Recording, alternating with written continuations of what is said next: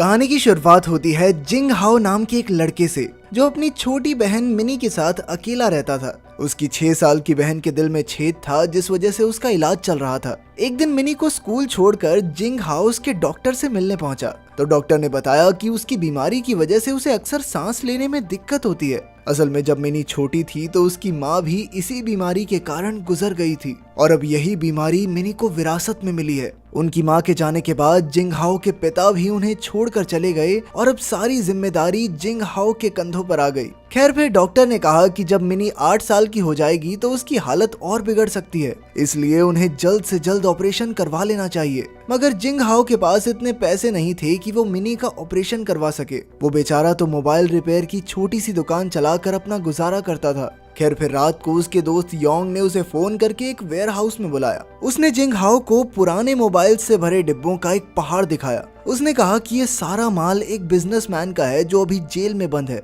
अब योंग ने उसे ये सारा माल 1 लाख येन में बेचने का ऑफर दिया। वो जानता था कि जिंग हाओ खराब से खराब फोन भी रिपेयर कर सकता है, इसलिए उसने जिंग हाओ को सलाह दी कि अगर वो इन सारे फोन्स को ठीक करके बेच दे तो वो लाखों का मुनाफा कमा सकता है। अब जिंग हाओ ने उससे 2-4 फोन लिए और घर आकर उनके पार्ट्स चेक किए, मगर उनकी क्वालिटी उस हिसाब की नहीं थी। लेकिन फिर भी उसने अपनी जबरदस्त कारीगरी से सभी फोन्स को ठीक कर दिया। अब उसे एहसास हुआ कि इन फोन्स को ठीक करके बेचने का बिजनेस बनाया जा सकता है, इसलिए उसने सारे फोन खरीदने का फैसला किया। उसने उसी दिन अपनी दुकान को गिरवी रखकर लोन अप्लाई कर दिया। फिर अगले दिन वो रात को अपना ठीक किया हुआ फोन बेचने के लिए इलेक्ट्रॉनिक सेल्स सेंटर में पहुंचा। उसकी कीमत सुनकर उसने सभी फोन्स को बेचने का हिसाब लगाया तो उसे लगभग 9 लाख येन का फायदा हो सकता है। इतने पैसों में तो वो अपनी बहन का इलाज करवा के एक आरामदायक जिंदगी भी बिता पाएगा। जल्द ही उसने सारे फोन्स खरीद लिए और उन्हें ठीक करने के काम में जुट गया। मगर 2 हफ्तों बाद सरकार ने नया कानून लागू किया जिसके मुताबिक पुराने फोन्स को खरीदना बेचना अब से गैर कानूनी होगा। जब जिंग हाओ को ये खबर मिली तो उसके सारे सपने चकनाचूर हो गए, क्योंकि अब वो जल्द ही अपना बिजनेस शुरू करने वाला था। उसके पास अब इतने फोन्स का पहाड़ इकट्ठा हो चुका था कि उन्हें देखकर अब उसे समझ ही नहीं आ रहा था कि भाई इनसे छुटकारा कैसे पाऊं। आखिरकार उसने शाइनिंग इलेक्ट्रॉनिक्स कंपनी के ऑफिस में जाने का फैसला किया। ये वही कंपनी थी जिनके फोन्स जिंग हाओ ने खरीदे थे। वहाँ उसकी मुलाकात लाई पिंग नाम के एक मैनेजर से हुई। जिंग हाओ ने उसे ऑफर दिया कि वो सभी फोन्स के स्पेयर पार्ट्स निकाल कर उन्हें ठीक कर सकता है और फिर उनकी कंपनी इन पार्ट्स को गरीब देशों में बेच सकती है। उसे यकीन था कि विदेश में इन स्पेयर पार्ट्स का बहुत बड़ा धंधा बन सकता है, मगर लाई पिंग ने उसका ऑफर ठुकरा दिया क्योंकि उसे लगा कि जिंग हाओ के spare parts quality control test pass नहीं कर पाएंगे। लेकिन जिंग हाओ ने वादा किया कि वो अच्छी क्वालिटी के पार्ट्स बनाकर दिखाएगा। आखिरकार लाई पिंग ने कहा कि पहले भाई थोड़े बहुत बना के दिखा, अगर बढ़िया हुए तो कंपनी डील करने को तैयार है। उस दिन से जिंग हाओ जी तोड़ मेहनत के साथ फोन्स में से छोटे छोटे पार्ट्स निकाल कर उन्हें रिपेयर करने में जुट गया। ये काम बेहद पेचीदा था, मगर मेहनत और लगन से जिंग हाओ ने सभी के पार्ट्स निकाल कर बिल्कुल ठीक कर दिए। इसके बाद वो इन्हें लेकर कंपनी के हेडक्वार्टर्स में पहुंचा। कंपनी वालों ने उनका टेस्ट करवाया और आखिरकार जिंग हाओ के पार्ट्स क्वालिटी टेस्ट में पास रहे। इसके बाद वो दौड़कर लाई पिंग से मिलने गया, लेकिन वो कंपनी के डायरेक्टर मिस्टर जाओ के साथ था। जिंग हाओ ने उसे क्वालिटी रिपोर्ट दिखाई, मगर लाई पिंग ने कहा कि उसने पार्ट्स खरीदने का कोई वादा किया ही नहीं था। असल में लाई पिंग ने उससे वादा ऐसे ही कर दिया था क्योंकि अंदर ही अंदर उसे भरोसा था कि ये 20 साल का लड़का अच्छी क्वालिटी के पार्ट्स कहाँ बना पाएगा। खैर फिर जिंग हाओ दौड़कर मिस्टर जाओ के पास गया और उनसे 10 मिनट का समय मांगा ताकि वो उन्हें अपना बिजनेस आइडिया समझा सके।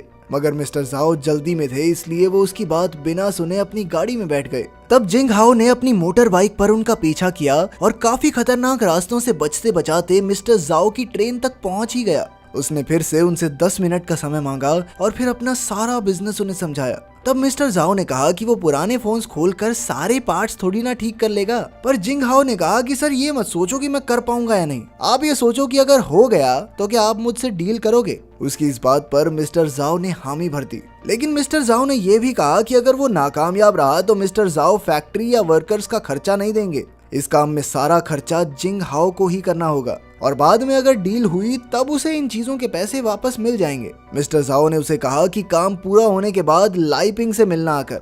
आखिरकार उनकी पूरी बात सुनकर जिंग हाओ ट्रेन से उतर गया। ये डील काफी जोखिम भरी थी क्योंकि अगर वो कामयाब रहा तो करोड़पति बनेगा, लेकिन अगर वो ऐसा करने में नाकामयाब रहा तो उसकी सारी जिंदगी बर्बाद हो जाएगी। फिर तो सारी जिंदगी लोन ही उतारता रहेगा बेचारा। कुछ दिन बाद बैंक वालों ने उसकी दुकान भी जब्त कर ली क्योंकि वो कर्ज का पैसा लौटा नहीं पाया था। साथ ही उसे गुजारा करने के लिए अपनी बाइक तक बेचनी पड़ी। इसके बाद वो अपने दोस्त टिम से मिला क्योंकि अब उसे नौकरी की सख्त जरूरत थी। काफी मिन्नतों के बाद उसे बड़ी बिल्डिंग्स की खिड़कियों को साफ करने की नौकरी मिल ही गई। फिर अगली सुबह टिम और जिंग हाओ अपनी नई फैक्ट्री के लिए जगह ढूंढने निकले। जल्द ही उन्हें एक पुराना सा गोडाउन मिला और जिंग हाओ ने उसे 3000 येन देकर किराए पर ले लिया। इसके बाद उसने टिम के साथ मिलकर पूरे गोडाउन की सफाई की ताकि वहां पर फोन्स को ठीक करने का काम शुरू किया जा सके। आखिरकार सारा माल भी गोडाउन में पहुंच गया। अब उन्हें वर्कर्स की जरूरत थी, मगर उनके पास वर्कर्स को तनख्वाह देने के लिए पैसे ही नहीं थे। इसलिए उन्हें किसी ने सलाह दी कि उन्हें रिटायर्ड लोगों को काम पर रखना चाहिए। इसके बाद वो कॉन मॉय नाम की एक लड़की से मिले जो पहले इलेक्ट्रॉनिक्स कंपनी में काम करती थी, लेकिन फिर एक एक्सीडेंट में उसकी सुनने की शक्ति चली गई। तब जिंग हाओ ने उसे काम पर रखा और चिल्ला चिल्ला कर उसे काम सिखाया। अगला वर्कर था जेम्स, जो पहले मैनेजर हुआ करता था, पर एक दिन उसने किसी को पकड़ के पीट दिया जिस वजह से उसे जेल जाना पड़ा। जिंग हाओ ने उसे भी स्पेयर पार्ट्स ठीक करने का काम सिखाया। फिर उनकी अगली मुलाकात हुई हांजी नाम के एक आदमी से, जो पूरा दिन गेम्स खेलकर अपना समय बर्बाद ही करता रहता था। लेकिन अब उसे नौकरी की जरूरत थी क्योंकि अब वो अपनी पसंदीदा औरत से शादी करने वाला था। इसके बाद टिम वृद्धाश्रम से कुछ बुढ़ों को लेकर आया जो जिंग हाओ की मदद करना चाहते थे। हालांकि वो काफी ज्यादा बूढ़े थे, मगर जिंग हाओ को उनकी पूरी जिंदगी के काम के तजुर्बे की बहुत कद्र थी। आखिरकार जिंग हाओ ने कुछ ही दिनों में उन्हें भी तैयार कर दिया और इन्हीं वर्कर्स के साथ मिलकर उसने नाइस व्यू नाम से एक कंपनी बना दी। अब जिंग हाओ दिन भर खिड़कियां साफ करने का काम करता ताकि वो अपना गुजारा कर सके। उधर उसकी बहन मिनी की हालत में अब भी कोई सुधार नहीं था। जिंग हाओ कैसे भी करके उसे खुश रखने की कोशिश करता था। इधर उसकी कंपनी में वर्कर्स दिन रात काम करने लगे और कुछ समय बाद हांजी ने अपनी पसंद की लड़की से शादी भी कर ली। सारे वर्कर्स इस खुशी के मौके पर उसके साथ शामिल थे, मगर बाद में जब जिंग हाओ पार्टी से वापस घर लौटा तो उसने देखा कि उसके मकान मालिक ने उसका सारा सामान घर से निकालकर बाहर फेंक दिया था, क्योंकि उसने पिछले 3 महीने से किराया ही नहीं भरा था। उस रात जिंग हाओ ने टिम के यहाँ रात गुजारी ताकि मिनी चैन की नींद सो सके। फिर अगले कुछ दिनों तक जिंग हाओ और मिनी फैक्ट्री में ही रहे। उसने गत्ते के बक्सों को इकट्ठा करके बिस्तर बनाया, मगर अपनी बीमार बहन को इस हालत में देखकर उसका दिल टूट रहा था। लेकिन अब तो उसके पास बिल्कुल भी पैसे नहीं बचे थे। उसे कैसे भी करके अपनी बहन के इलाज के लिए पैसे इकट्ठा करने थे, इसलिए उसने दिन भर मेहनत करके खिड़कियां साफ की और फिर रात को बेचारा फोन के स्पेयर पार्ट्स ठीक करता था। मगर अब भी जिंग हाओ की मुश्किलें कम नहीं हुई, क्योंकि कुछ दिन बाद गोडाउन के मालिक ने उसे बुलाकर कहा कि हाँ भाई, पिछले 2 महीने का किराया नहीं दिया तुमने। जिंग हाओ ने उससे गिड़गिड़ाते हुए थोड़ी और मोहलत मांगी। उसने बताया कि वो काफी मुश्किल समय से गुजर रहा है, मगर गोदाम के मालिक को इससे कोई फर्क नहीं पड़ा और उसने उसे जल्द से जल्द कैसे भी करके किराया देने को कहा। फिर एक दिन बहुत तेज तूफान आ रहा था और अचानक जिंग हाओ भीगता हुआ लाइपिंग की गाड़ी के सामने आ खड़ा हुआ। उसने लाइपिंग से 1 लाख येन की भीख मांगी क्योंकि उसे और कोई रास्ता दिखाई नहीं दे रहा था, मगर लाइपिंग ने इनकार कर दिया और कहा कि मिस्टर जाओ ने जिस तरह से डील की है वैसे ही काम होगा, ठीक है। और उसकी ये हालत देखकर तो मिस्टर जाओ भी उससे मिलना नहीं चाहेंगे। ये सुनकर जिंग हाओ का दिल टूट गया। उसे कुछ समझ नहीं आ रहा था कि वो क्या करे।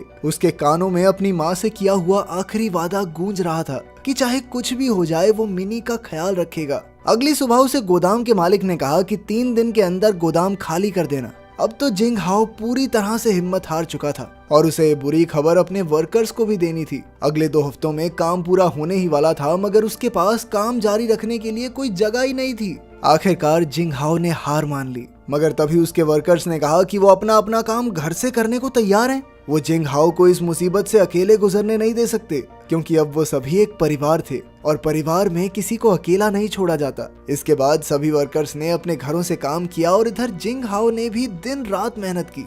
एक रात मिनी ने उसका शुक्रिया अदा किया, क्योंकि वो जानती थी कि जिंग हाओ इतनी मेहनत उसी के लिए कर रहा है। आखिरकार डिलीवरी का दिन आ गया और उन्होंने जो स्पेयर पार्ट्स ठीक किए थे वो सब टेस्टिंग के लिए चले गए। कुछ समय बाद जिंग हाओ और उसके साथियों को कंपनी ऑफिस में मिस्टर जाओ से मिलने बुलाया गया। मिस्टर जाओ ने जिंग हाओ की मेहनत की तारीफ की और कहा कि टेस्ट में उनके स्पेयर पार्ट्स 87% क्वालिटी से पास हो गए हैं। उसके काम से खुश होकर मिस्टर जाओ ने जिंग हाओ को 2 साल का कॉन्ट्रैक्ट ऑफर दिया, जिसके बदले में उसे 50 लाख येन मिलेंगे।